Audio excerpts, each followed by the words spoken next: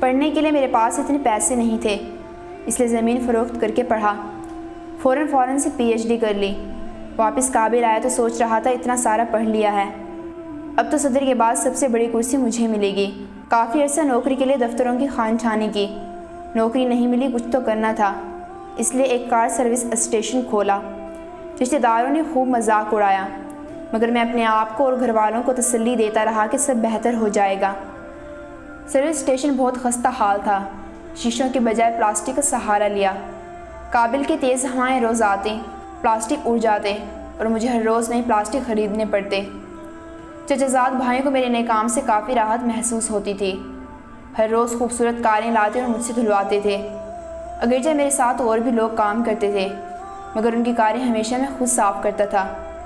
سخت سردی کا موسم تھا، کابل کی ٹھنڈی ہوائیں جسم کے آر پار گزرتی تھیں۔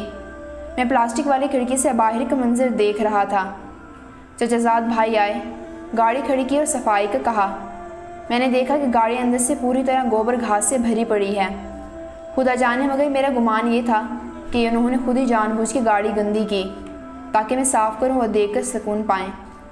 میرے ساتھ کام کرنے والے گاڑی کی طرف لپکے، میں نے انہیں منع کیا۔ مطلب یہ تھا کہ اب چچا زاد بھائی ہے، وہ تو صرف اس لیے آیا ہے کہ مجھے صفائی کرتے ہوئے دیکھے۔ میں نے بھائی کو بٹھایا اور ان کے لیے چائے کا آرڈر دیا اور خود گاڑی واش کرنے لگا۔ کام بہت سخت تھا، میری آنکھیں بھر آئیں مگر میں کام کرتا رہا اور ان کی گندی گاڑی صاف کی۔ چچا زاد بھائی چائے کا کپ ہاتھ میں پکڑے باہر آئے اور کہا اچھی طرح صاف کرنا۔ اگر سچ پوچھیں تو بہت ہی گندی حالت تھی، مگر میں نہیں چاہتا تھا کہ بھائی کی امیدوں پر پانی پھیروں۔ کچھ دنوں بعد کار اچھی طرح دھوئی، کار کا مالک کافی بے چین تھا۔ میں نے سوچا شاید گاڑی اچھی طرح صاف نہیں ہوئی۔ میں نے پوچھا بھائی کیا بات ہے، آپ اتنے پریشان کیوں ہیں؟ انہوں نے کہا میں طالب علم ہوں اور میرا امتحان ہے۔ عجیب بات یہ تھی کہ وہ معاشیات کا طالب علم تھا اور دوسری طرف میں نے معاشیات میں پی ایچ ڈی کر رکھی تھی۔ میں نے پوچھا کہ اس مضمون کا پرچہ ہے؟ اس نے کہا اکاؤنٹنگ۔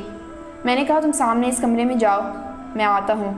میں نے اسے 6 مہینے کا سبق 15 منٹ میں سمجھا دیا اور پھر اس نے پوچھا یہ گاڑی آپ نے دھوئی ہے؟ میں نے کہا ہاں، زندگی ہے، کام تو کرنا ہے۔ میں نے اسے اپنی پڑھائی کے بارے میں بتایا، وہ حیران تھا۔ اب وہ ضد کرنے لگا کہ آپ کو میرے ساتھ چلنا ہوگا، ہماری یونیورسٹی کے وی سی میرے دوست ہیں، میں ان سے بات کرتا ہوں اور آپ کو ضرور نوکری دے گا۔ میں ان کے ساتھ چلنے لگا تو انہوں نے میرے میلے کچیلے کپڑے دیکھ کر مجھ سے پوچھا آپ کے اور کپڑے نہیں ہیں؟ میں نے کہا نہیں، مجھے پتا ہے نوکری کسی نے نہیں دینی، یہ تو بس تم ضد کر رہے تھے، اس لیے تمہارے ساتھ جانے لگا ہوں۔ گیلے کپڑے پہنے ہوئے میں وی سی آفس کے ایک کونے میں کھڑا ہو گیا۔ آفس میں قیمتی فرنیچر رکھا ہوا تھا، مگر میرا دل نہیں کر رہا تھا کہ اس پر بیٹھوں۔ وی سی مجھے مستری سمجھا۔ میں نے ایک کپڑا لیا، صوفے پر رکھا اور بیٹھ گیا۔ طالب علم نے میری کہانی انہیں سنائی۔ انہوں نے مجھے گھورا اور کہا کہ تم ڈیمو کے لیے تیاری کرو، ہم تمہیں کال کریں گے۔ میں نے کہا میں ابھی بھی ڈیمو کے لیے تیار ہوں۔ انہیں میرا یہ انداز اچھا نہیں لگا، مگر پھر بھی انہوں نے فون اٹھایا اور کہا سب ٹیچرز کو اس کلاس روم میں بلاؤ، کہو ڈیمو ہے۔ انہوں نے مجھے ایک مارکر پکڑایا، میں نے 2 مارکر اور مانگے۔ کلاس پوری طرح بھر گئی تھی۔ میں نے سلام کیا۔ میرے کپڑے دیکھ کر طالب علم مسکرا رہے تھے۔ مجھے حکم ہوا کہ آپ ڈیمو شروع کریں۔ میں نے کہا کس موضوع پر لیکچر دوں؟ کہا آپ کی مرضی ہے۔ میں نے معاشیات کے 10 موضوعات بورڈ پر لکھے۔ میری خوبصورت لکھائی بورڈ پر کافی خوبصورت لگ رہی تھی۔ میں نے کہا اس میں سے کون سے موضوع پر بات کروں؟ انہوں نے کہا دوسرے نمبر والا ٹاپک۔ میں نے کلاس کو بہت اچھے طریقے سے سمجھا دیا اور پھر ان کی طرف دیکھ کر کہا اب ان میں سے کون سا موضوع ٹھیک رہے گا؟ پورا بورڈ بھر دیا۔ 2 ساتھ جڑے ہوئے بورڈ بھی بھر گئے۔ اچانک تالیاں بجنے لگیں۔ میں نے مڑ کر پیچھے دیکھا، پوری کلاس کھڑی تالیاں بجا رہی تھی اور ان کے سامنے میں میلے کپڑوں میں کھڑا تھا۔ وی سی نے کہا ہاں بھائی بتاؤ کتنی تنخواہ لوگے؟ اور اب مجھے نوکری مل گئی۔ میں نے مشین کی طرح کام کیا۔ مہینے کے آخر میں مجھے یونیورسٹی بیسٹ ٹیچر کے ایوارڈ کے ساتھ اچھی خاصی تنخواہ ملی۔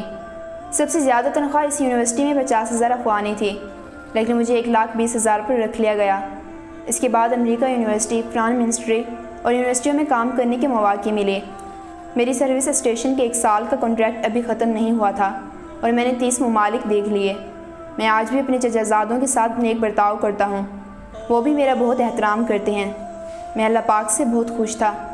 زندگی کے سامنے کبھی ہتھیار مت ڈالیں، زندگی کے میدان میں اتار چڑھاؤ آتے ہی رہتے ہیں۔ ہمیشہ آنے والے کل کے لیے پر امید رہیں، کبھی کوئی کام کرتے ہوئے مت شرمائیں۔ زندگی میں کوئی بھی کام چھوٹا یا بڑا نہیں ہوتا، البتہ کام کے طریقے چھوٹے اور بڑے ضرور ہوتے ہیں۔